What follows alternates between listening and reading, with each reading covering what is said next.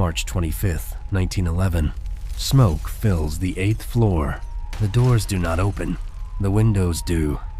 In the last minutes of a workday in Manhattan, a small fire turns into a trap. The building looks solid from the street, a modern loft with big windows and clean lines. Inside, the air is thick with cloth dust. Tables are crowded with cut fabric.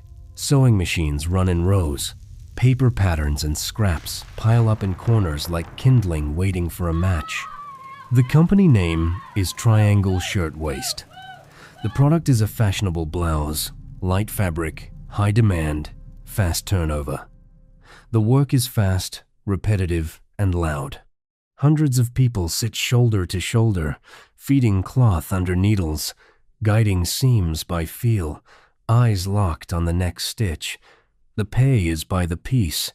Every pause costs money. Every mistake costs money. The owners want output, and they want control. Control shows up in small rules that feel normal until the day they stop being small. Doors that are watched, doors that are locked, stairways that are treated like a privilege, not a right. Workers who must leave together at the end of the day so that no one slips out early. Bags that are checked so that no one carries away fabric. In a busy garment district, fear of theft is common. On this floor, fear becomes policy. Outside, it is Saturday. The streets carry the noise of carts, footsteps, and elevated trains. A few blocks away, people are already thinking about dinner. The factory is close to closing time. Some workers are finishing a last row of stitches. Some are clearing their stations. Some are watching the clock with the same hunger they bring to their pay. Then, a flame appears where it should not. Near the cutting tables, fabric scraps have been collecting for hours. Someone notices a flicker, then a glow.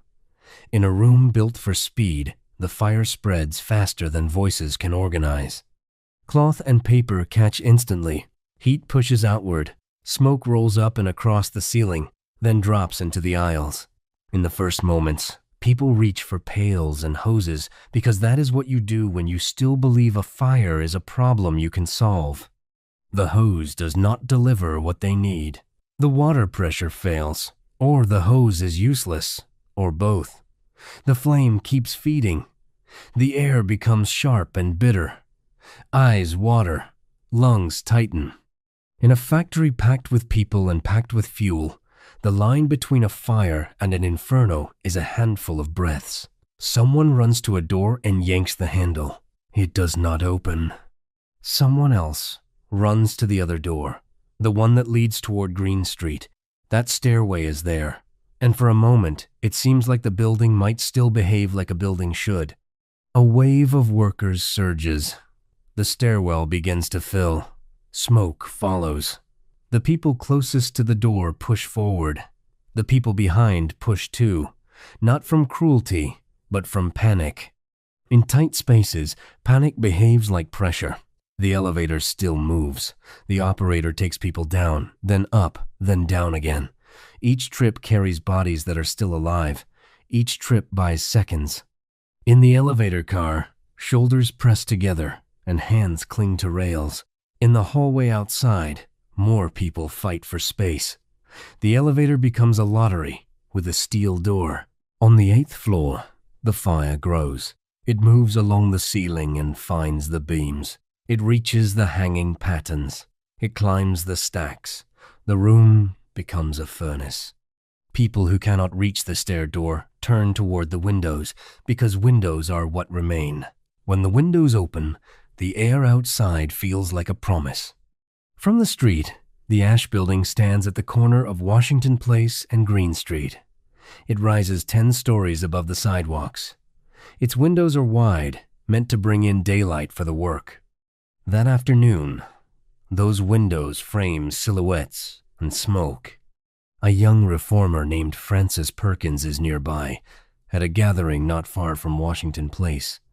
She hears commotion. She moves toward it, like everyone does, drawn by the noise and the rising plume. When she turns the corner, She sees the crowd looking up. She sees the smoke pushing out of the upper floors. She sees the first shapes at the windows, hands braced on sills, faces searching for air. Then she sees a person fall. The fall is not a leap of choice. It is a collapse of options. The fire behind the windows is hotter than fear of the street below. The bodies drop through the air in heavy silence, then strike the pavement with a sound that the crowd cannot forget. People scream. Some look away. Some cannot look away. The street fills with a kind of shock that stops movement. Even the horses seem to hesitate. The fire department arrives quickly by the standards of the day. Engines pull up. Men drag hoses.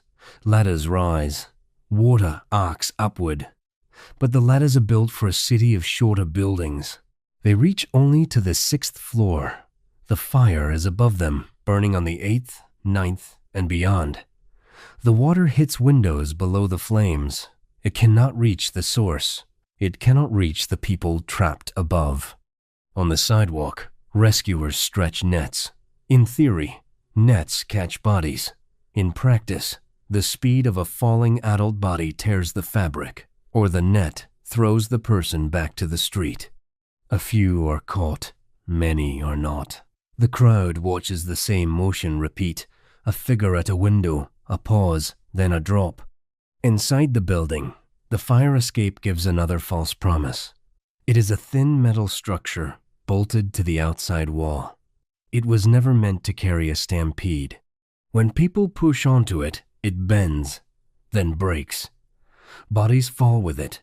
The sound of metal tearing mixes with the roar of the fire. The Green Street stairway is a tunnel of smoke. The Washington Place door is still a barrier for those who reach it and find it closed. The elevator stops, or becomes unusable, as heat and smoke invade the shafts. In the final minutes, the only path left is the window. Across the street, Frances Perkins watches people choose air over certainty. She watches skirts and coats flare in the wind. She watches shoes slip from feet.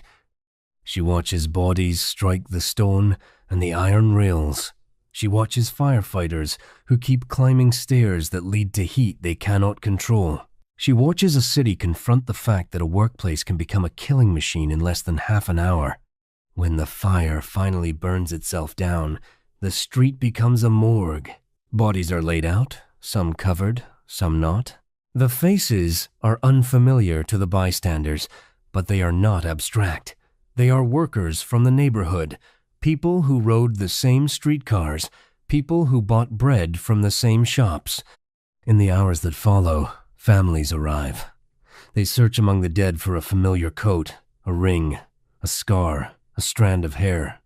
Identification is not a dignified process. It is an emergency of grief. The number of dead becomes a headline. 146 people die.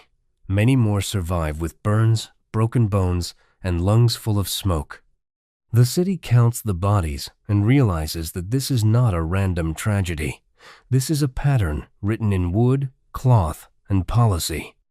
In the days after, newspapers print lists of names. Funerals move through the streets. Mourners fill churches and synagogues. Work stops, not out of mercy from owners, but because the public will not let the city look away. The garment district becomes a stage for anger. People demand answers that sound simple, but that touch every part of industrial life. Why were the doors locked? Why did the fire escape fail? Why were there no sprinklers? Why did ladders not reach? Why did the law allow this building to operate as it did? Those questions point at two men, the owners of Triangle Shirtwaist, Max Blank and Isaac Harris. They run a profitable operation. They are known for resisting union pressure. They are also known, like many owners, for treating safety as a cost, not a duty. After the fire, they face a grand jury and then criminal charges. The city charges them with manslaughter, arguing that their choices contributed to deaths. The courtroom becomes another kind of factory. built to produce a verdict.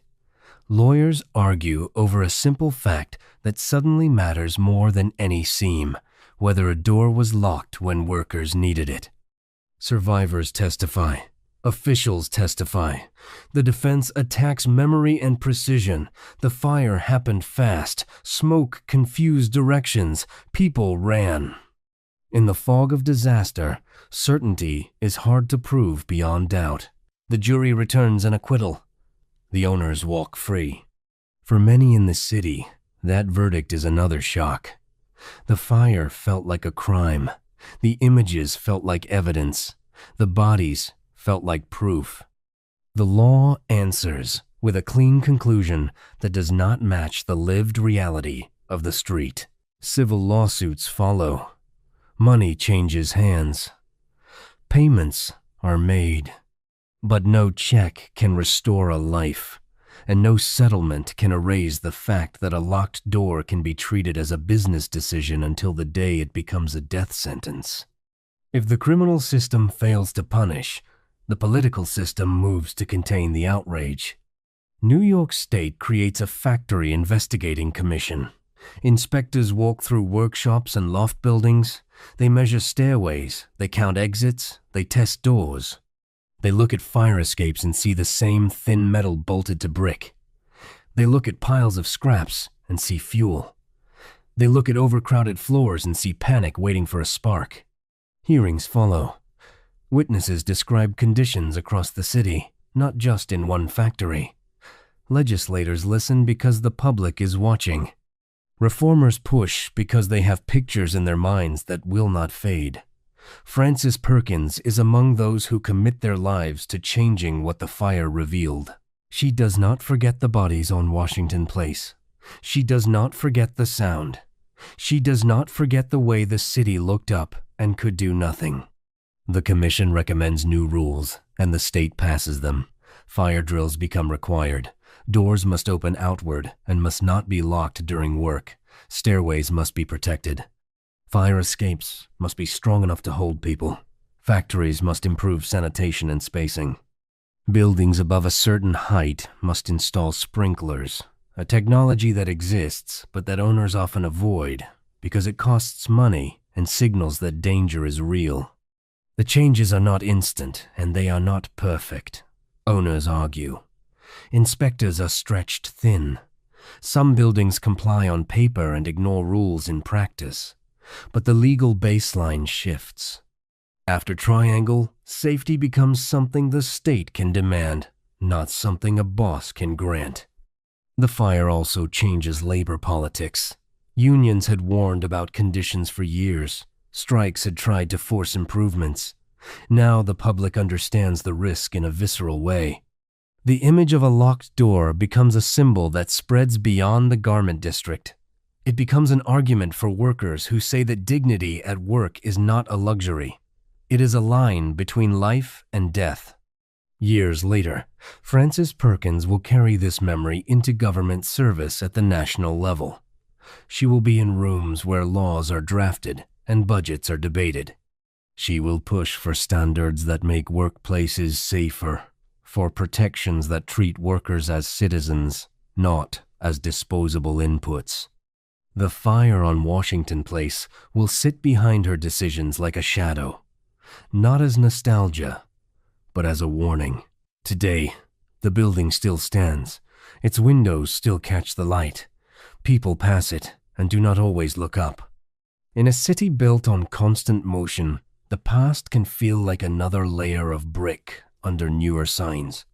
But the core question remains: what happens when a workplace values property over people? When an exit becomes a gate? When a door becomes a lock? On March 25, 1911, one small fire found a building designed for speed and control. It exposed how quickly normal rules collapse when escape is treated as optional. If a locked door could turn a factory into a grave, what doors are still locked in the places where people work today?